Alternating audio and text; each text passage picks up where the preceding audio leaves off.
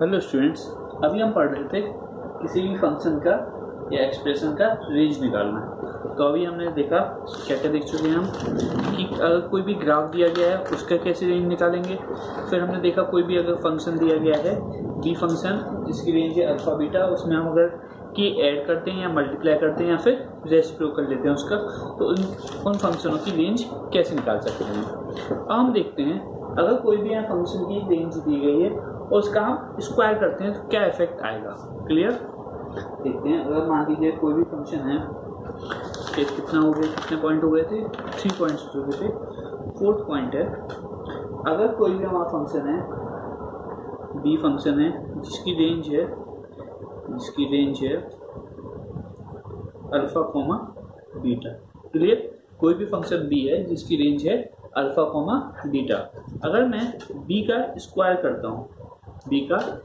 करता हूँ तो इसकी रेंज क्या होगी, बी स्क्वायर की रेंज क्या हो जाएगी। अगर मेरा अल्फा और बीटा दोनों ही 0 से बड़े हैं, अल्फा और बीटा मेरे क्या हैं, दोनों ही 0 से बड़े हैं, तो डायरेक्ट मैं क्या लिख दूंगा, alpha square comma beta square. अगर मेरे दोनों ही अल्फा और बीटा क्या हैं, 0 से बड़े हैं, तो मैं लिख दूंगा alpha square comma beta square. B square की रेंज अगर अल्फा और बीटा दोनों ही 0 से कम है, अगर दोनों ही 0 से कम होंगे तब मैं क्या करूंगा, इन दोनों की वैल्यू पलट दूंगा। मतलब ये यहाँ पे आ जाएगा, ये चीज यहाँ पे आ जाएगी, क्या हो जाएगा, beta square comma alpha square. Clear. और वहीं पे बी स्क्वायर की अगर रेंज निकालना होगा मुझे, और क्या कंडीशन दी गई है, alpha into beta is less than 0। मतलब कि अल्फा का मल्टीप्लाई बीटा से किया जाए और उसकी वैल्यू क्या हो, लेस देन 0। मतलब इसका मतलब क्या है, alpha and beta are of opposite sign. अब ये डिपेंड करेगा कि अल्फा स्क्वायर बड़ा है या फिर बीटा स्क्वायर। अगर मान लिया जाए अल्फा स्क्वायर बड़ा है बीटा स्क्वायर से, तो रेंज आएगी यहाँ पे 0 से लेकर अल्फा स्क्वायर। क्लियर। और बी स्क्वायर रेंज क्या हो जाएगी, 0 से लेकर बीटा स्क्वायर। कब, जब सेम कंडीशन होगी, alpha beta dot beta is less than 0 and beta square is greater than alpha square. Clear. क्या क्या बताया, अगर कोई भी फंक्शन है जिसकी रेंज है अल्फा कोमा बीटा और हमें बी स्क्वायर की रेंज निकालना है, अगर अल्फा और बीटा दोनों ही 0 से बड़े हैं तो रेंज हो जाएगी alpha square comma beta square. Alpha beta दोनों ही 0 से छोटे हैं तो रेंज हो जाएगी, इन दोनों का स्क्वायर करेंगे और पलट देंगे, beta square comma alpha square. अगर अपोजिट साइन किया, मतलब अल्फा और बीटा का मल्टीप्लाई किया जाए और लेस देन 0 है, मतलब अल्फा और बीटा क्या है, अपोजिट साइन के, और अल्फा स्क्वायर बड़ा है बीटा स्क्वायर से, 0 से लेकर अल्फा स्क्वायर तक। वैसे ही अगर बीटा स्क्वायर बड़ा है तो 0 से लेकर बीटा स्क्वायर तक। एक एग्जांपल लेते हैं। मान लीजिए कि बी कोई फंक्शन है जिसकी रेंज है 2,5। तो बी स्क्वायर की रेंज क्या हो जाएगी, दोनों ही पॉजिटिव हैं, सेम साइन के हैं, 2 2 जा 4, 5 5 जा 25। क्लियर। अगर बी कोई फंक्शन है, दोनों ही मान लीजिए -3 और -6, तो क्या करना है, बी स्क्वायर की रेंज क्या हो जाएगी, रेंज हो जाएगी दोनों का स्क्वायर करके पलट देना है। इसका स्क्वायर क्या होगा, -3 से -6, छोटे बस लिख गया है, बी होगा -6 से -3। पहले हमेशा कौन सा वैल्यू लिखा जाता है, जो छोटा हो। तो बी स्क्वायर का क्या हो जाएगा, पलट देंगे, 9 से लेकर 36। क्लियर। फर्स्ट हो गया, सेकंड, थर्ड। अगर दोनों ही अपोजिट साइन के हैं, -3 से लेकर 5 तक, तो बी स्क्वायर क्या होगा, बी स्क्वायर होगा 0 से लेकर, इन दोनों में से किसका स्क्वायर बड़ा होगा, 9 होगा, 5 5 जा 25, तो 0 से लेकर 25 तक। क्लियर। क्वेश्चन करते हैं। क्वेश्चन है, find the range of find the range of 3 cos square x plus 5। अब 3 cos स्क्वायर एक्स प्लस 5, पहले cos x की रेंज निकालते हैं। तो cos x की रेंज क्या होती है? cos x की रेंज है, लॉन्ग लिख देता हूँ यहाँ पे रेंज के लिए। cos x की रेंज है -1 से लेकर 1। cos स्क्वायर x की रेंज क्या हो जाएगी? cos square x opposite sign के हैं तो 0 से स्टार्ट होगा, दोनों का स्क्वायर क्या होगा 1, 0 से लेकर 1। 3 cos स्क्वायर x, 3 क्या एक पॉजिटिव नंबर है तो दोनों में 3 का मल्टीप्लाई होगा, 3 इंटू 0 3, 3 1 जा 3। क्लियर? अब प्लस 5 करना है। 3 cos स्क्वायर एक्स प्लस 5 की रेंज क्या हो जाएगी? दोनों में क्या कर देंगे 5 5 ऐड कर देंगे, सॉरी यहाँ पे 0 5 8, तो ये हमारा आंसर हो जाएगा। क्लियर? तो ये था अभी अगर कोई भी फंक्शन दिया गया उसके स्क्वायर की रेंज निकालना है। अब मान लीजिए कोई भी फंक्शन दिया गया है उसके अंडर रूट की रेंज निकालना है। मान लीजिए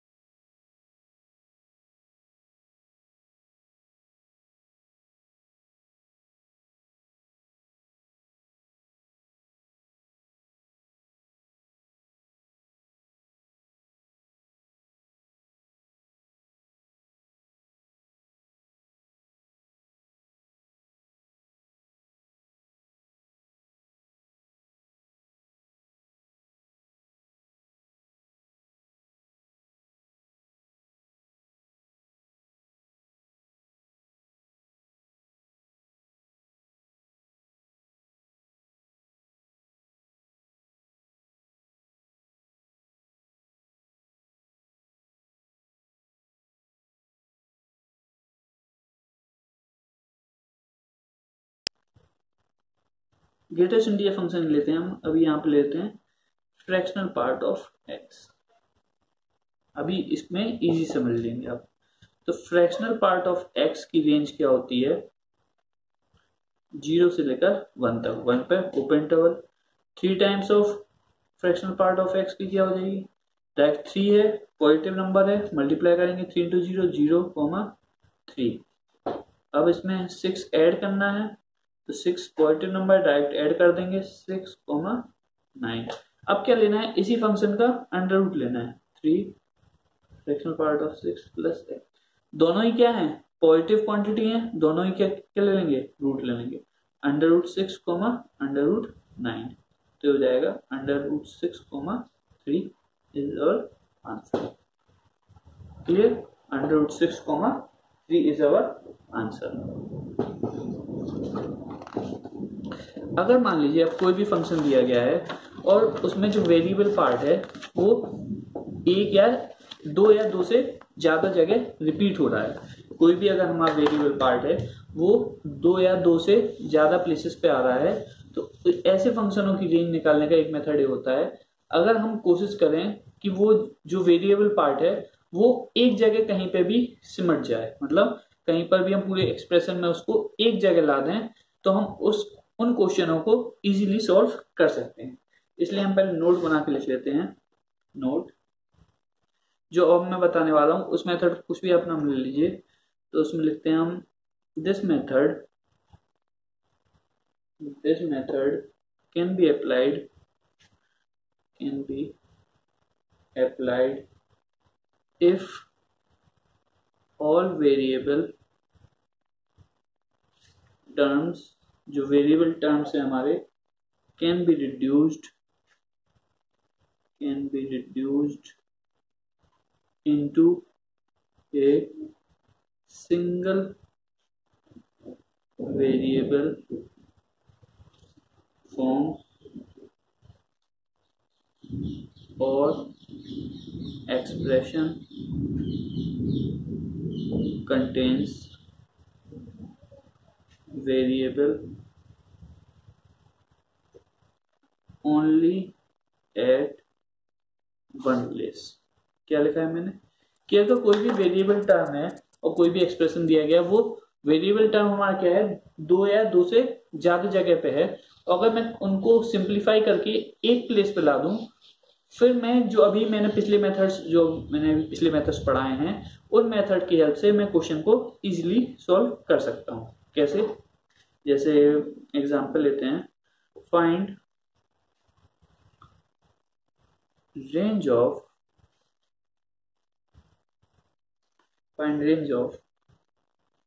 4 cos square x minus cos x plus 3। अब इसमें वेरिएबल टर्म क्या है, जैसे जैसे x की वैल्यू चेंज होगी वैसे वैसे cos x की वैल्यू चेंज होगी। मतलब एक cos x हमारा क्या है, वेरिएबल टर्म है, और कितने जगह पे आ रहा है, दो जगह पे आ रहा है। तो अगर मैं कोशिश करूं कि वेरिएबल टर्म जो है वो एक जगह पे आ जाए, तो मैं इस क्वेश्चन को, अभी जो मैंने 5 तरीके पढ़ाए हैं कि अगर कोई भी कांस्टेंट ऐड हो रहा है, मल्टीप्लाई हो रहा है, या फिर उसका रेसिप्रोकल हो रहा है, या फिर उसका स्क्वायर हो रहा है, या फिर उसका अंडर रूट हो रहा है, उसमें रेंज कैसे निकालते हैं, उस तरीके से मैं निकाल सकता हूँ। तो मैं देखूँ यहाँ पे मेरे पास एक्सप्रेशन है 4 times of cos square x minus cos x plus 3। तो मैं इसको अगर कॉस एक्स के रूप में, होल स्क्वायर के रूप में कन्वर्ट कर लूँ, तो शायद मेरा कॉस एक्स एक ही जगह आ जाएगा। अभी कितने जगह है, दो जगह है। कोशिश करता हूँ 2 cos x का whole square, clear, minus 2 times of 2 cos x। अब 2 और 2 4 का मल्टीप्लाई किया है तो 4 का डिवाइड भी करेंगे, प्लस 1/4 का होल स्क्वायर, 1/4 का होल स्क्वायर ऐड किया तो माइनस 1/4 का होल स्क्वायर प्लस 3। कोशिश क्या कर रहा हूं मैं कोशिश कर रहा हूं कि a square minus 2ab plus b square की फॉर्म में कन्वर्ट कर पाऊंगा, ताकि मैं इसको कैसे लिख लूंगा, a माइनस बी का होल स्क्वायर। क्लियर? तो देखिए 2 cos x क्या हो गया, a हो गया, a यहाँ पे a है, a b है, यहाँ पे b का स्क्वायर मिल गया। तो मैं a माइनस बी का होल स्क्वायर लिखूंगा तो क्या हो जाएगा, 2 cos x माइनस 1/4 का होल स्क्वायर। क्लियर?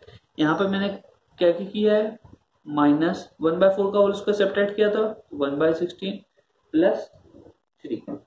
क्लियर? कहाँ पे पहुंच गए हम, 2 cos x माइनस 1/4 का होल स्क्वायर माइनस 16 1 प्लस 48। तो क्या हो गया, 2 cos x माइनस 1/4 का whole square minus 1 plus 48 plus 47/16। Clear? अब मुझे इस एक्सप्रेशन का रेंज निकालना है। ये वाला एक्सप्रेशन किस फॉर्म में कन्वर्ट हो गया, इसमें अब मैं देख रहा हूं कि cos x मेरा क्या है, केवल एक ही जगह पर है। cos x क्या है, केवल एक ही जगह पर है। तो अब मैं डायरेक्टली इसको सॉल्व कर सकता हूँ रेंज निकालने के लिए। cos x की रेंज क्या होती है, cos x की रेंज क्या होती है, -1 से 1। 2 टाइम्स ऑफ cos x की क्या होगी, 2 से मल्टीप्लाई कर दें, -2 से 2। 2 cos x माइनस 1/4 की रेंज क्या होगी, -2 माइनस 1/4 कॉमा 2 माइनस 1/4। तो ये क्या हो जाएगा, 4 2 8 माइनस 9/4, 4 2 8 7/4। एक इसकी आ गई 2 cos x माइनस 1/4। अब मुझे क्या करना है, इसका होल स्क्वायर। तो 2 cos x माइनस 1/4 का होल स्क्वायर। अब मैंने क्या बताया था, अगर अपोजिट साइन के हैं तो मैं क्या करूंगा, कहां से स्टार्ट होगा, 0 से स्टार्ट होगा और कहां तक जाएगा, जो भी इन दोनों में से बड़ा होगा। दोनों दोनों इन दोनों के स्क्वायर में जो भी पड़ा होगा। तो 4 डिनोमिनेटर सेम पार्ट है, न्यूमरेटर देखते हैं, 9 9 जा 81, 7 7 जा 41 49, तो 81 वाला पड़ा है, तो 81/16 ये हो गया 2x - 1/4 का होल स्क्वायर। अब इसमें क्या ऐड करना है, 47/16, तो 2 cos x - 1/4 का होल स्क्वायर का रेंज क्या हो जाएगा, प्लस 47/16 का रेंज क्या हो जाएगा,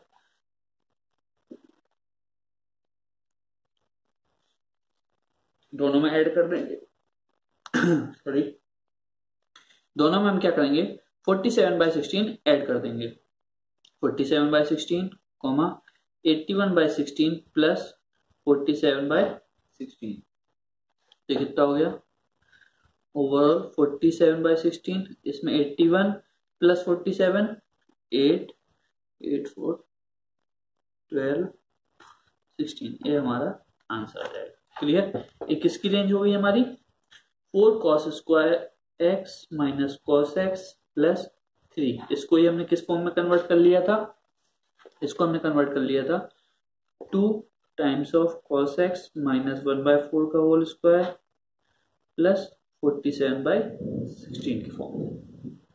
क्लियर, अब नेक्स्ट क्वेश्चन लेते हैं। क्वेश्चन है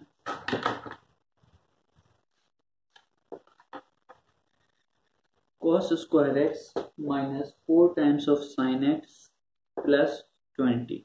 अब यहाँ पे मैं देख रहा हूं वेरिएबल पार्ट क्या है, एक में cos स्क्वायर एक्स है, एक में साइन एक्स है। अब मुझे पता है कि cos स्क्वायर एक्स को मैं साइन एक्स के फॉर्म में कन्वर्ट कर सकता हूँ। cos स्क्वायर एक्स को कैसे लिख सकता हूँ मैं, 1 minus sine square x minus 4 sign x plus 20। इसको सिंप्लीफाई करूं तो minus of sine square x minus 4 sign x plus 21। अब मैं देख रहा हूं, अगर जैसा मेरा ऊपर वाला क्वेश्चन था, इसमें भी मेरा क्या था, cos स्क्वायर एक्स 2 जगह था, और उसमें मैंने cos एक्स कहाँ पे कितनी जगह, 2 जगह था, उसको मैंने एक जगह ला दिया था। वैसे ही यहाँ पर क्या हो गया, अब sine square x sine x कितनी जगह, 2 जगह, इसको इसको मैं एक जगह लाने की कोशिश करता हूँ। कैसे होगा, 21 माइनस साइन कॉमन लिया, sine square x plus 4 times of sine x, ऐसे लिख सकते हैं माइनस साइन कॉमन लेने के बाद। इसको सिंप्लीफाई करूं तो 21 minus sine square x plus 2 into sine x, क्या ऐड करना पड़ेगा यहाँ पे, प्लस एक साइन एक्स तो यहां से आया, 2 होता ही है, बी की जगह क्या है 2, तो बी स्क्वायर यहाँ पे ऐड करना पड़ेगा, प्लस 4 माइनस है, माइनस प्लस 4, तो यहाँ पे मैं प्लस 4 करूंगा ब्रैकेट के बाहर। क्लियर, तो मेरा क्या हो गया 21 प्लस 4 कितना हो गया 25 माइनस यहाँ पे ब्रैकेट में क्या हो गया साइन एक्स, मैं देखूं ये किसका हो गया, साइन एक्स प्लस 2 का whole square, sine x plus 2 का होल स्क्वायर। क्लियर, अब यहां पे देखिए अब वेरिएबल टर्म कहां पे सिर्फ एक ही जगह पे आ चुका है, तो मैं इसको जो हमने अभी तक मेथड पढ़े उसकी हेल्प से सॉल्व कर सकता हूं। साइन एक्स का रेंज क्या हो जाएगा, साइन एक्स का रेंज हो जाएगा -1 से 1, तो साइन एक्स प्लस 2 का रेंज क्या हो जाएगा, दोनों में 2 ऐड करेंगे तो हो गया 1,3। साइन एक्स प्लस 2 का होल स्क्वायर में क्या होगा, दोनों ही सेम साइन के हैं, होल स्क्वायर करेंगे तो 1 से लेकर 9 तक रेंज में भी, फिर 25 माइनस साइन एक्स। अब देखिए यहां पर, अब मुझे चाहिए था 25 माइनस साइन एक्स प्लस 2 का होल स्क्वायर। अब 25 को पहले तो मुझे क्या साइन एक्स प्लस 2 का होल स्क्वायर आ गया, अब माइनस का मल्टीप्लाई मतलब -1 ले लेते हैं, के की वैल्यू यहाँ पे क्या हो चुकी है -1, साइन एक्स प्लस 2 का होल स्क्वायर। अब -1 से मल्टीप्लाई किया गया है, जब के नेगेटिव होता था तब क्या करते थे, के का इसमें मल्टीप्लाई करते थे और पोजिशन हम चेंज कर देते थे, तो ये चीज यहाँ पे आ जाएगी, ये चीज यहाँ पे, तो -9 से लेकर -1, और वैसे भी -9 छोटा होता है तो वो इसी साइड आएगा। अब लिखते हैं 25 माइनस साइन एक्स प्लस 2 का होल स्क्वायर, इसके लिए क्या करेंगे, अब 25 क्या किया है हमने, ऐड किया है, यहाँ पे लिख दो प्लस 25 या फिर शुरुआत में लिख दो। तो -9 प्लस 25 कॉमा -1 प्लस 25 क्या हो जाएगा, 16 से लेकर 24 तक। यही हमारा आंसर हो गया। क्लियर। कुछ और क्वेश्चन लेते हैं। क्वेश्चन है आप, क्वेश्चन है हमारा find range of 6e⁻x plus 10। Clear. तो यहाँ पे अब e⁻x की रेंज क्या होती है, e⁻x की रेंज। तो हम देखें e⁻x का ग्राफ कुछ इस प्रकार होता है। तो 0 को तो कभी टच नहीं करता और कहां तक जाता है, इन्फिनिटी तक। ग्राफ कभी भी एक्स एक्सिस के नीचे तो आ नहीं रहा है, एक्स एक्सिस के ऊपर ही और एक्स एक्सिस को टच नहीं कर रहा है। 0 पे क्या होगा, ओपन इंटरवल, और कहां तक, इन्फिनिटी। इन्फिनिटी पे भी क्या लगेगा, ओपन इंटरवल। क्लियर। 6e⁻x का 0 का मल्टीप्लाई 6 से किया तो 0 इन्फिनिटी। क्लियर। अब इसमें 6e⁻x प्लस 10 ऐड कर दें तो 0 प्लस 10 10, और इन्फिनिटी में कुछ भी ऐड कर दो इन्फिनिटी रहेगा। इसका आंसर क्या हो जाएगा, 10 इन्फिनिटी। क्लियर। नेक्स्ट क्वेश्चन लेते हैं। Find range of 4x² plus 5 upon x² plus 7। अब मैं यहाँ पे देख रहा हूं कि x² मेरा क्या है, जो वेरिएबल टर्म है, वो कितनी जगह आ रहा है, दो जगह आ रहा है। तो मैं कोशिश करूंगा कि मैं इसको रिप्लेस करके सिर्फ एक ही जगह कर दूं। तो कैसे होगा, अब देखते हैं। मैं x² प्लस 7 को ऊपर बनाने की कोशिश करता हूं। तो 4 टाइम्स ऑफ x² प्लस, अब 7 x² की संख्या है 4 है, तो 7 का मल्टीप्लाई 4 से करेंगे तो 28, ताकि मैं 4 कॉमन ले पाऊं। यहाँ पे 28 आ गया, चाहिए कितना था 5, तो क्या होगा 28 minus 23 upon x² plus 7। Clear. अब क्या करूंगा, x², अगर 4 कॉमन लियो, x² plus 7 minus 23 upon x² plus 7। Clear. अब अगर मैं डिवाइड करता हूं तो क्या हो जाएगा, 4 माइनस x² से प्लस 7, x² प्लस 7 कट गया, क्या बचा 23 divide by x² plus 7। Clear. अब जो एक्सप्रेशन मेरा 4x² plus 5 upon x² plus 7 था, वो किस में कन्वर्ट हो गया। अभी यहाँ पे कितनी जगह था, x², 2 जगह था, अब कितनी जगह आ गया, एक ही जगह। अगर एक ही जगह मैंने x² ला दिया तो अब मैं इसको इजीली सॉल्व कर सकता हूं। अब क्या होगा, मैं इसको इजीली सॉल्व कर सकता हूं। x क्या होगा, x तो बिलोंग कर रहा है मेरा किसको, रियल नंबर को। x तो कुछ भी हो सकता है क्योंकि यहाँ पे, तो इसकी रेंज क्या होगी x की, कुछ भी रियल नंबर। तो x² मतलब रियल नंबर बोले तो माइनस इन्फिनिटी से इन्फिनिटी। x² की रेंज क्या होगी, स्क्वायर में अपोजिट साइन के हैं तो 0 से चालू होगा और इन्फिनिटी तक जाएगा, ओपन इंटरवल, सॉरी। अब x² प्लस 7 का, x² प्लस 7 का 0 में 7 ऐड किया, 7 इन्फिनिटी। इसका रेसिप्रोकल लेंगे तो 1 अपॉन x² प्लस 7। रेसिप्रोकल में क्या बताया था मैंने कि इसका भी रेसिप्रोकल ले लेते हैं, तो क्या होता है, और इनको इंटरचेंज कर देते हैं। तो 1 अपॉन इन्फिनिटी मतलब 0 और 1 अपॉन 7, 0 से लेकर 1 अपॉन 7। क्लियर। यहां पर ओपन इंटरवल लगा था, तो यहां पर भी मैं क्या लगाऊंगा, ओपन इंटरवल। इंटरवल्स का थोड़ा ध्यान दें, वरना यहाँ पर छोटी सी मिस्टेक आपका पूरा आंसर चेंज कर सकती है। 0 से लेकर 1/7। अब -23 से मल्टीप्लाई करना है, तो -23 upon x² plus 7। Minus sine से मल्टीप्लाई किया है तो दोनों के साइन चेंज हो जाएंगे, तो यहाँ पे क्या आ जाएगा, -23/7 0। क्लियर। मैंने क्या किया, 0 को पोजीशन चेंज होती है जब माइनस से मल्टीप्लाई करते हैं, तो 0 यहाँ पे आया तो इंटरवल, ओपन इंटरवल भी इस साइड होगा, क्लोज इंटरवल इस साइड था तो इस साइड आ गया, क्योंकि इनकी पोजीशन चेंज हुई है। क्लियर। अब क्या करना है, मुझे 4 ऐड करना है, तो -23 अपॉन x² प्लस 7 में 4 ऐड कर दिया, तो -23/7 +4 कॉमा 0 + 4 4, तो इसको ऐड करेंगे तो -23 + 7 4 28, 5/7 comma 4 is our answer. Clear. तो मैंने इन एग्जाम्पलों को क्या बताया, अगर कभी भी आपको वेरिएबल टर्म एक या दो या दो से ज्यादा जगह दिख रहा हो तो हम कोशिश करेंगे उसको एक जगह ले आए और फिर उसमें सिंपल तरीके से हम सॉल्व कर लेंगे। क्लियर। अब कुछ इंपॉर्टेंट पॉइंट नोट करने वाले हैं।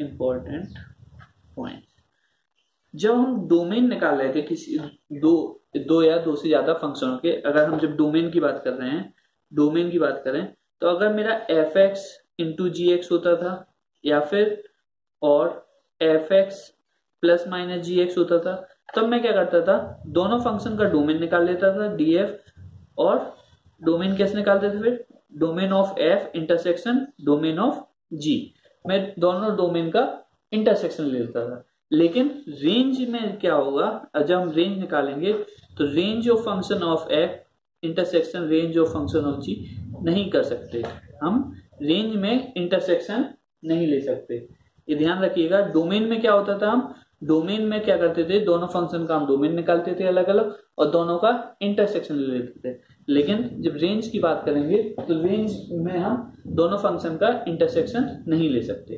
क्लियर। आपको मैं बताऊंगा आगे कि अगर दो फंक्शन है तो उनको कैसे रेंज निकालना है। लेकिन जो बेसिक गलती करते हैं बच्चे कि रेंज में क्या करते हैं, वो दोनों, अगर मैं कहूँ f(x) और g(x) दो फंक्शन है, उनका एडिशन में दिया गया है, सब्ट्रैक्शन में या मल्टीप्लिकेशन में दिया गया है, दोनों का अलग अलग रेंज निकालते हैं और फिर दोनों को इंटरसेक्शन करके आंसर देते हैं, वो चीज बिल्कुल गलत है। पहला पॉइंट। दूसरा पॉइंट है कि अगर कभी भी आपको रेंज निकालना हो जनरल फॉर्म में तो हम उसके डोमेन के एंड पॉइंट्स पे वैल्यू रख के उसका आंसर नहीं देंगे।